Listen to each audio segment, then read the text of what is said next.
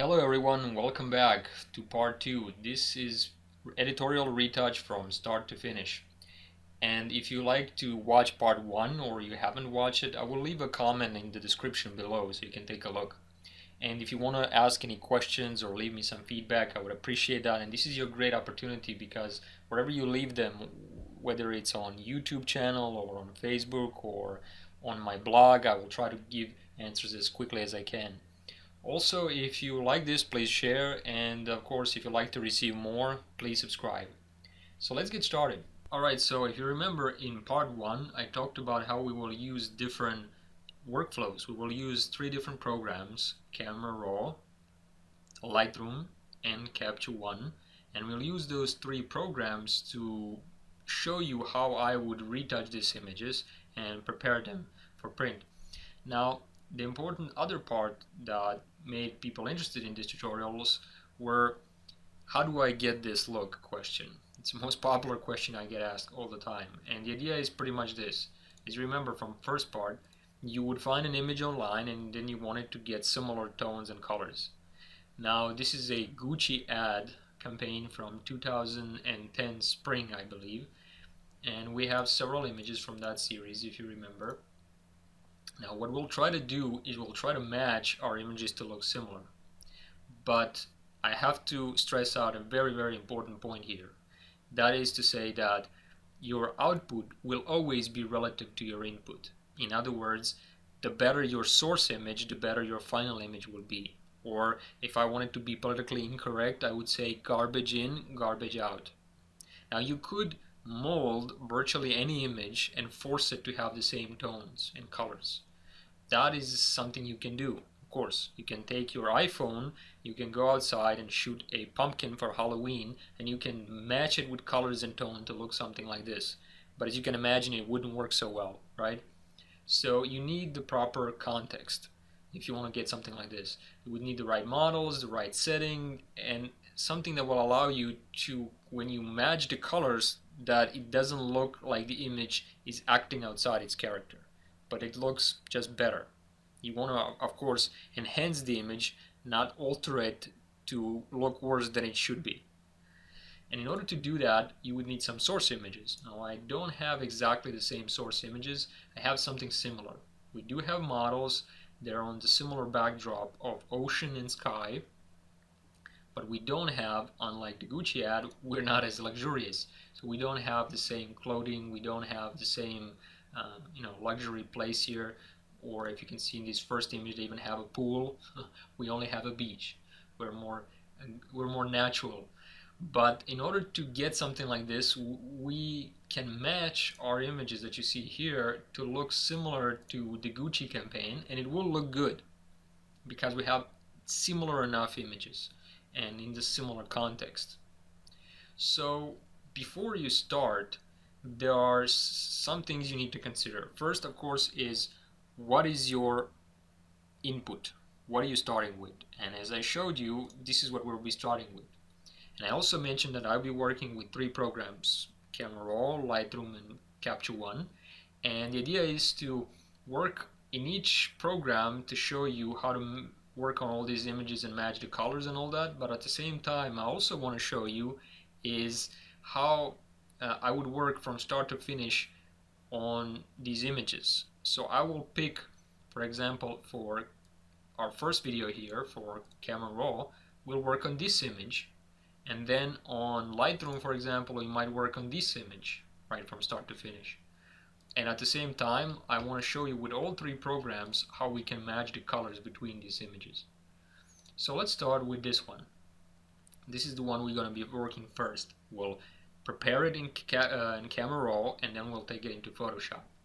Now before we start, a few things I want to mention, something you should know and have in terms of skills and understanding before we start. Alright, so beyond the right kind of image that I mentioned, you're also going to need, for this to work or to have a better understanding, you'll need to understand some basic ways to adjust images inside of Photoshop. There's plenty of tutorials on this, so this is more like an intermediary stage for or basics, right? Things like using adjustment layers and Photoshop layer masks sometimes. So you need to understand for Photoshop work levels and curves, hue saturation, selective color, all those usual stuff, selective color, color balance, gradient map, vibrance, and by that's going to provide you with how you're going to get from A to B.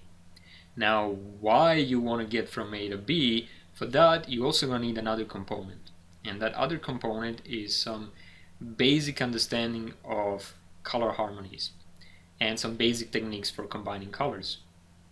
So as you can imagine, think of a color wheel where we have all the colors. Color harmony is basically about how do these colors relate to each other in a more harmonious, pleasing way. And there are, as you can see here, there's quite a few ways in which we can match those colors. The one we're going to be interested in is complementary colors. In other words, how do colors opposite on this color wheel match? Cold versus the warm tones, blue versus yellow, for example, orange versus some turquoise, things like that. Now, by understanding color harmonies and basic techniques for combining those colors and the tools in Photoshop on how to get them, as well as in Camera Raw, for example, you can achieve just about anything. The only other thing you need is your source image, the right kind of image. Once you have all that, we can get that look that everybody wants. So now it's time to go from theory to practice. Now that you have a better understanding, we know what we have to work with. This is the image. Now we also know what we're going to try to get. So we have those two basic components, right? So let's analyze what will be the thing, what we need to do in terms of color and tone. I showed you the color wheel and how that's in theory. Let's take a look at a more practical way of analyzing the colors for this particular image. Now let me tell you about a really cool website called Cooler. Now Cooler was an extension for Photoshop that allowed you to analyze different colors and find similarities in between different colors and how they might work better for graphic design, web design, things like that. But we can also use this for photography work if we go to Cooler website. So just Google for Cooler on Google and go to their website. It's an Adobe website and you can upload an image into that website.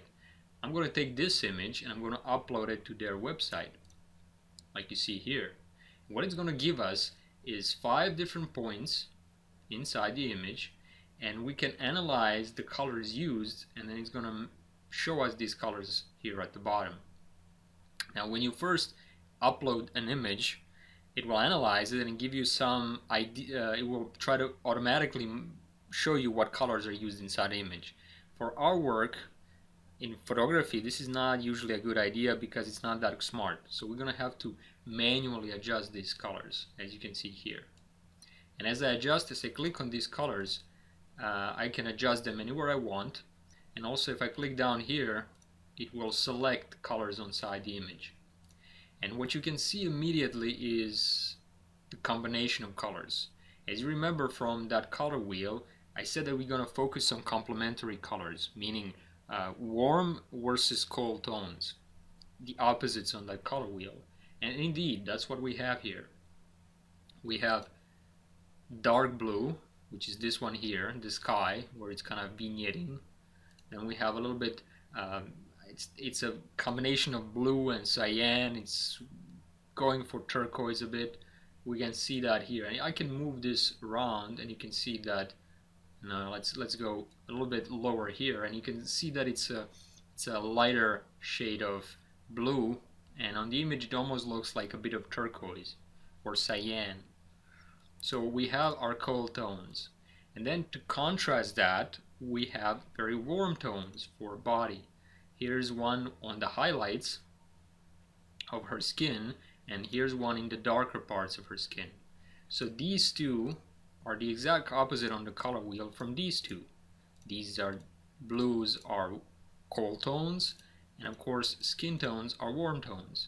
And we also have one which is in the middle, and that's her clothing, which is gray here, pretty neutral, which makes sense when you think about it, because if they're selling the outfit, the clothing, it should be somewhat representative of what it really is. So making it neutral kind of protects that. But nobody says that you're also buying the model and the pool and everything. I know this is heartbreaking for some, So the idea is to use the model and the backdrop to enhance the mood, the atmosphere, and keep the clothing as neutral as can. Now it doesn't always, it's not a rule that everybody always follows, but in this case it seems to be. So by using a backdrop literally on set when shooting, which would be blue sky, clear blue sky, and this pool and ocean, contrasting her warm tones of the skin gives us a nice composition, right? She is definitely, almost without masking you might say, extracted from the background right on the set. All we have to do inside Photoshop and post-production is to enhance those colors, and we get this really nice look, as you can see here. Now let me show you another image. So this is another image, right, from the same Gucci series, and let's analyze her in the same way. And what you'll notice is the exact same thing. Blue tones here for the backdrop, right, for the ocean. We have one here for the sky. We don't see the rest of the image here, so we don't see that really dark backdrop, you know, like a vignette. We have warm tones on the highlights, and we also have warm tones in the shadows a bit, and I can move this around. But you can see it's going to show us just a different shade of it. But again, cold tones versus on the opposite spectrum of that color wheel, warm tones. And in the middle we have something that's almost neutral. In the last image, if you remember, she had a more gray dress, and here we have not as highlighted. I mean, not as how would I express this? I mean, there was more of a grayish highlight type dress. Okay, now I lost my train of thought, but you'll forgive me, I'm sure. And here we have more of a darker tone clothing. It's not exactly, at least in this image, not exactly completely black or gray. It has a little bit of tint, but it's still the same kind of principle. Very cold tones contrasting very warm tones, and then the clothing is something neutral. That's the way these images work. I mean, it's not every image that you're going to find out that it works in the same way, but if you look at that color wheel, the way colors should match in your images usually will follow some of the combinations we can find on that color wheel, already established good harmonies. So learning about color theory might not be a bad idea, but don't just use theory. Use it in, for example, you can use this Cooler application, this website, to kind of analyze your images. Here's another image, right? Are you starting to see the similarities? We have the blue backdrop, we have the warm skin tones, and then somewhat neutral clothing and bag.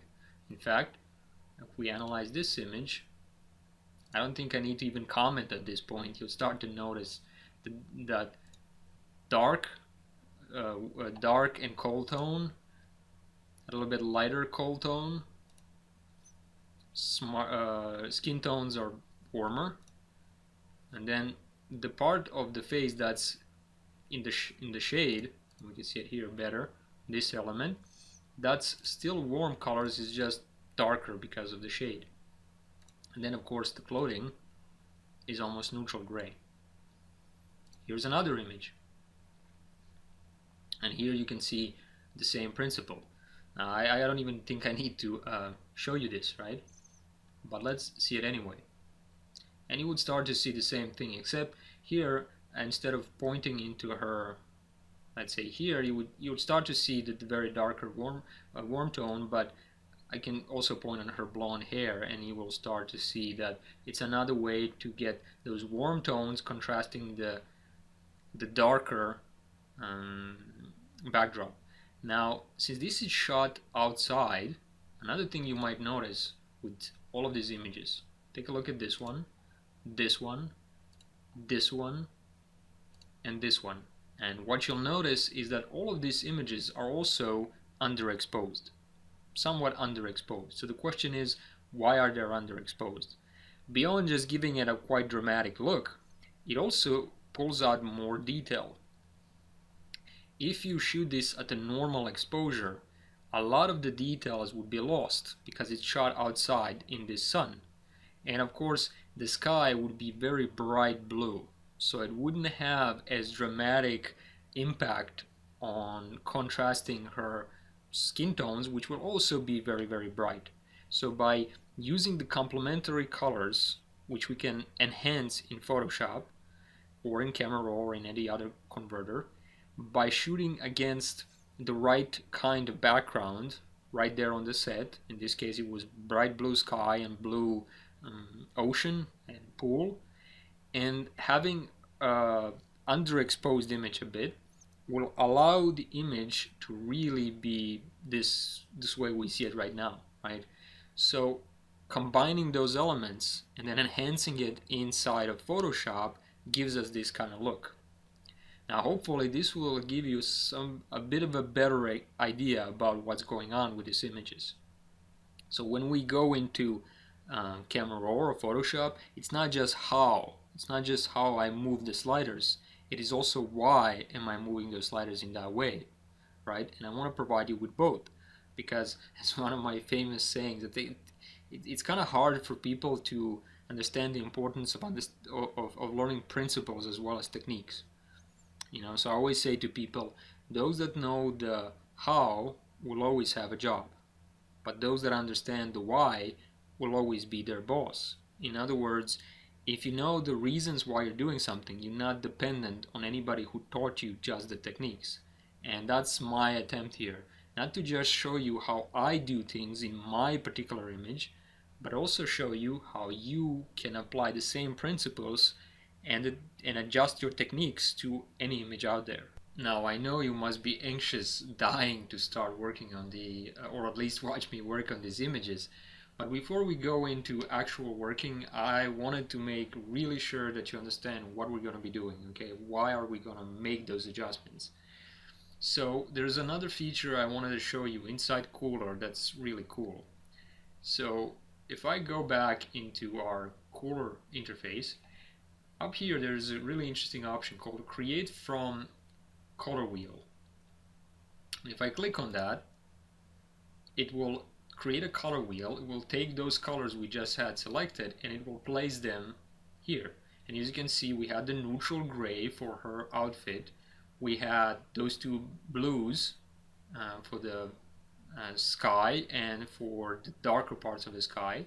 And then we also have the warm tones on the almost opposite part of the color wheel, just like I showed you before. So that's the complementary way to match these colors. And these are some of the established aesthetic rules which allows us to have this color harmony between different colors.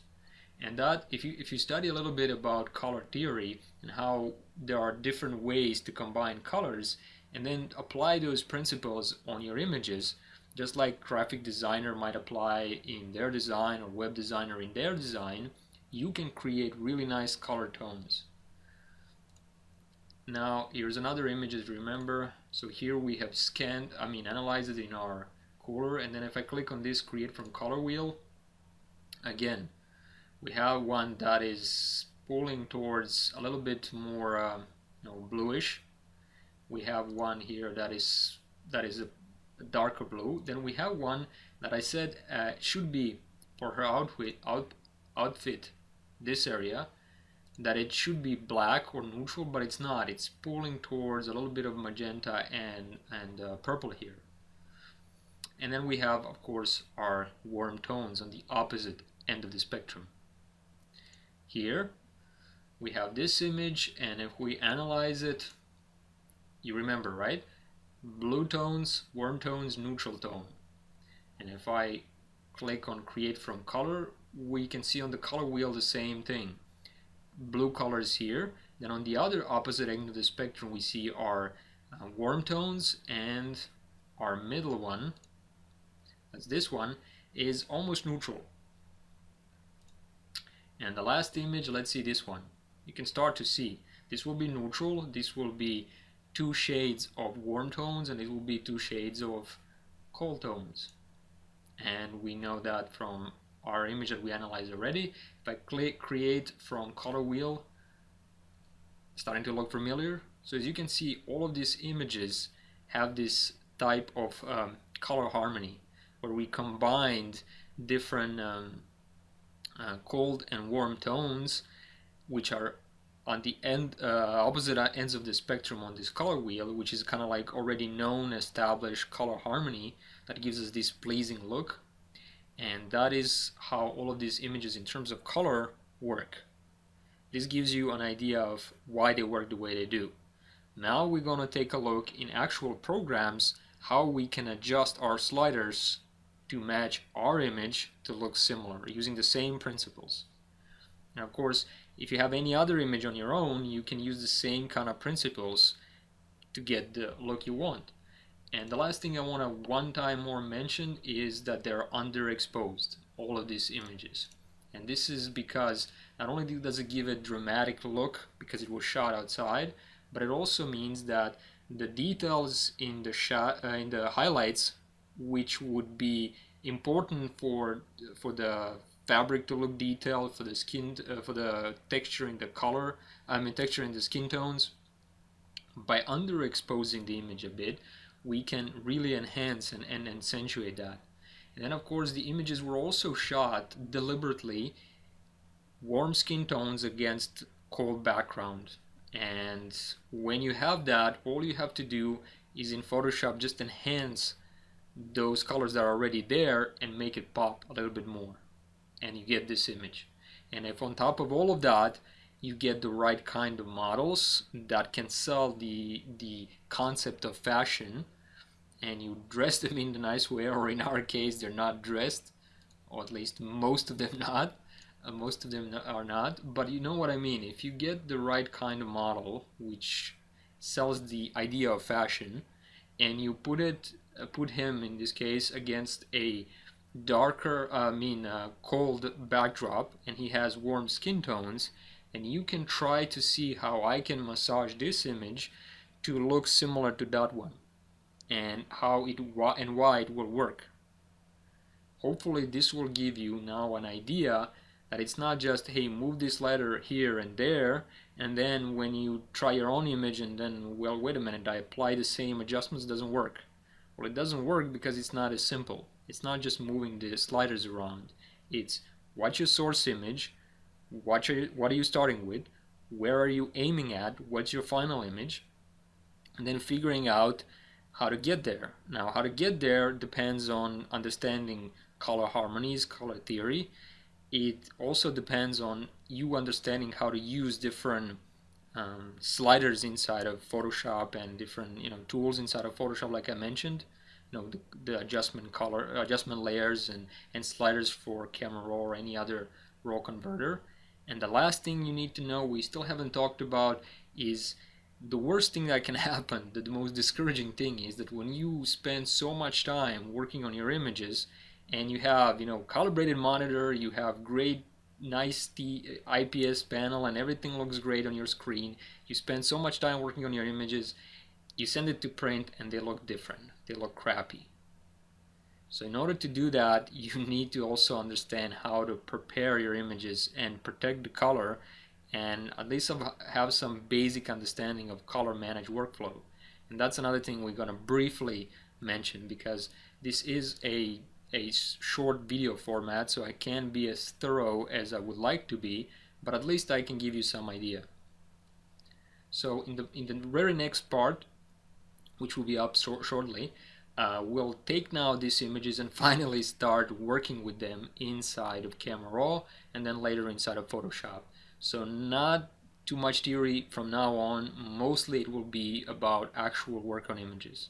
But unless I explain this beginning part, it wouldn't, at least in my point of view, wouldn't make much sense to talk about the other things, because that's the how, this is the why.